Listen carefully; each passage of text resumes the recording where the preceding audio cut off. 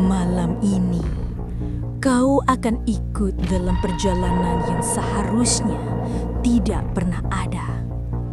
Lift ini hanya membawa mereka yang berani menuju lantai terlarang. Selamat datang di lift menuju lantai 13.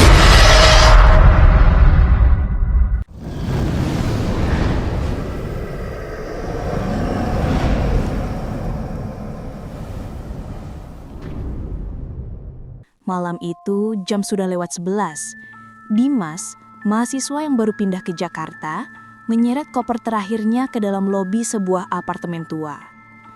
Bangunan itu menjulang tinggi, tapi suasananya terasa asing. Sunyi, hanya ditemani suara angin yang menembus celah kaca. Lorong di lobi panjang dan remang. Lampu neon bergoyang pelan tertiup angin dari ventilasi. Karpetnya bau apek, seperti lama tidak diganti. Dimas menekan tombol lift. Suara ting terdengar, pintu besi terbuka dengan derit halus. Ia masuk, meletakkan koper di sudut, lalu menatap panel tombol. Lantai 1-12. Benar. Seperti kata pengelola saat ia menandatangani kontrak, apartemen ini hanya punya 12 lantai. Namun, matanya tiba-tiba menangkap sesuatu yang aneh. Tepat di bawah tombol angka 13, samar-samar tampak tombol angka 13. Lampunya redup, berkedip seolah tertutup lapisan kaca buram. Dimas menatapnya lama, memastikan. Jelas, tombol itu ada. Tangannya gemetar hampir menyentuh tombol tersebut. Tiba-tiba, lampoli berkedip 2 kali. Mesin berderit dan dari speaker rusak di pojok terdengar suara lirih, pelan tapi jelas. Naiklah, lantai 13 menunggumu. Dimas terloncat, jantungnya berdegup kencang. Ia buru-buru menekan tombol lantai 8, unit barunya. Seketika tombol angka 13 padam, lenyap seolah tak pernah ada. Lift bergerak naik, suara rantai logamnya menderu. Dimas menunduk, mencoba mengatur nafas, sampai akhirnya pintu terbuka di lantai 8. Lorong sunyi, hanya satu lampu neon yang berkedip di ujung. Ia menghela nafas, menarik kopernya keluar. Tapi sebelum benar-benar melangkah pergi, ia sempat menoleh sekilas ke kaca di dalam lift. Sekejap, ia melihat pantulan wajahnya sendiri, tapi dengan senyum lebar yang bukan miliknya. Pintu lift tertutup rapat. Dimas berdiri kaku, tak berani menoleh lagi. Malam pertamanya di apartemen itu pun berakhir dengan tidur gelisah, dihantui bayangan senyum asing yang terus menempel di kepalanya. Hari-hari setelah kejadian pertama itu, Dimas berusaha meyakinkan diri. Ia bilang pada hatinya, mungkin hanya salah lihat, mungkin hanya bayangan lampu, mungkin juga karena kelelahan pindahan. Namun setiap kali berdiri di depan lift, rasa takut itu kembali menghantam. Malam itu hujan deras. Dimas baru pulang kerja paruh waktu. Pakaian basah kuyup, rambut meneteskan air, dan plastik makanan di tangannya sudah sobek. Lobi apartemen tampak kosong. Hanya terdengar suara tetesan air dari langit-langit bocor. Ia masuk ke dalam lift, menekan tombol lantai 8. Pintu tertutup pelan, mesin lift menderu berat. Dimas bersandar, membuka ponselnya, mencoba mengalihkan pikiran. Namun, angka-angka di panel bergerak bukan ke lantai 8. 9, 10, 11, 12, lalu berhenti. Dimas menatap layar panel itu, wajahnya semakin pucat. Dengan suara klik samar, tombol 13 kembali muncul. Kali ini tidak samar, melainkan menyala terang merah seolah memaksa dirinya untuk datang. Panik, Dimas buru-buru menekan tombol darurat. Tidak ada reaksi, tombol lain pun ia tekan, tapi semuanya mati. Lift bergetar keras, lampu berkedip cepat, lalu terdengar ting. Pintu perlahan terbuka. Yang terbentang di depan matanya adalah lorong gelap, panjang, tanpa cahaya. Bau anyir menusuk keluar, membuat dada sesak. Dari kejauhan, samar terlihat siluet seseorang berdiri diam. Tubuhnya kaku, wajahnya tak terlihat, hanya bayangan hitam yang menatap lurus ke arah lift. Dimas terdiam, tubuhnya membeku. Jari-jarinya gemetar, menekan berkali-kali berharap pintu tertutup. Tapi lift diam saja. Suara langkah pelan terdengar. Duk, duk, duk, semakin mendekat. Keringat dingin mengalir di pelipis. Langkah itu semakin jelas, siluet semakin dekat. Tepat ketika sosok itu tinggal beberapa meter di depan pintu, lift menutup cepat. Bruk.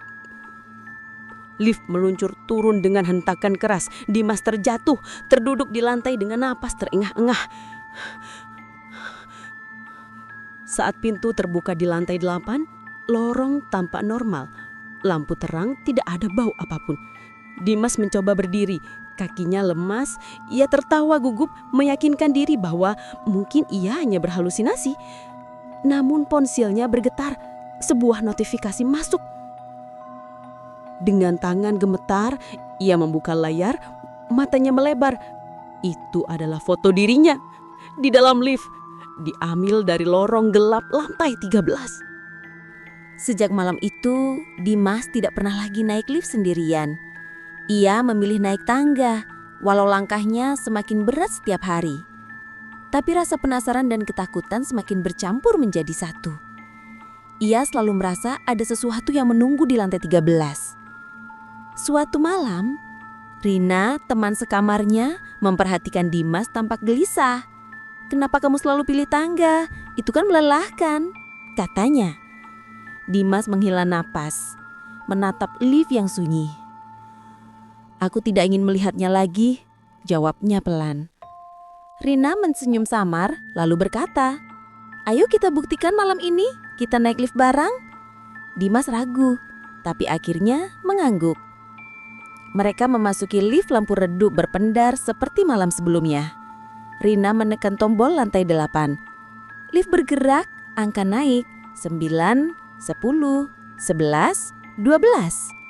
Lalu berhenti. Dan lagi-lagi, tombol 13 muncul sendiri, kali ini menyala terang merah darah seperti undangan. Rina menatap Dimas. Ini dia, lantai 13.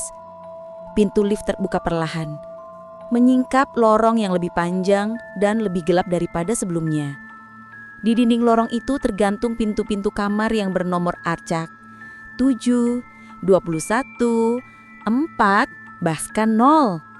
Dari salah satu pintu terdengar suara tangisan bayi yang menyalat hati.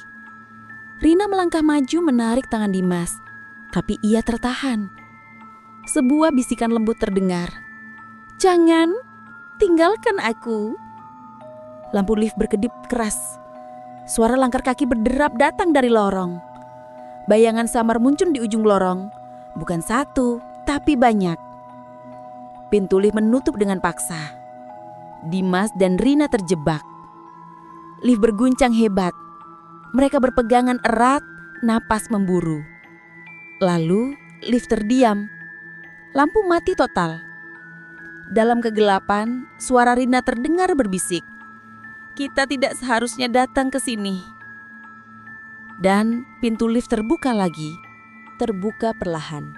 Dimas dan Rina terhuyung keluar, menatap lorong yang sama sekali berbeda. Lantai ini terasa seperti ruang lain. Bau lembab, udara dingin menusuk tulang, dan suara bisikan samar bergema dari sudut-sudut gelap. Lorong panjang itu dipenuhi pintu-pintu berlapis kayu tua dengan nomor acak. Angka-angka itu tak beraturan. Di ujung lorong, sebuah pintu besar berwarna hitam tampak berbeda dari yang lain. Berukir simbol aneh yang memancarkan cahaya merah. Rina menatap Dimas. "Kita harus masuk ke sana," katanya dengan suara gemetar. Dimas menolak. "Tidak, kita tidak tahu apa yang menunggu," jawabnya. Namun sebelum mereka bisa mundur, suara pintu itu terbuka sendiri dengan dentuman keras. Bau darah dan tanah basah menyeruak masuk. Dari dalam pintu, cahaya merah menyala terang, mengundang mereka. Rina melangkah masuk tanpa ragu, menarik Dimas bersamanya. Di balik pintu itu, mereka menemukan ruangan luas bersisi meja panjang penuh buku tua, lilin yang menyala sendiri, dan lukisan wajah yang tampak hidup. Di tengah ruangan, sebuah buku besar terbuka di atas altar batu. Tulisan di halaman itu berbahasa kuno yang berdenyut seperti hidup. Dimas merasakan ada mata yang mengawasinya. Suara bisikan semakin jelas. Kau telah dipilih. Lampu lilin berkedip liar. Ruangan berguncang. Bayangan hitam menyelimuti mereka. Teriakan Rina pecah. Dan semuanya menjadi gelap. Kegelapan menelan Dimas dan Rina setelah ruangan berisi altar batu itu. Lilin berkedip liar.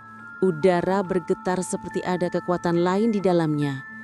Bisikan semakin keras mengisi seluruh ruangan.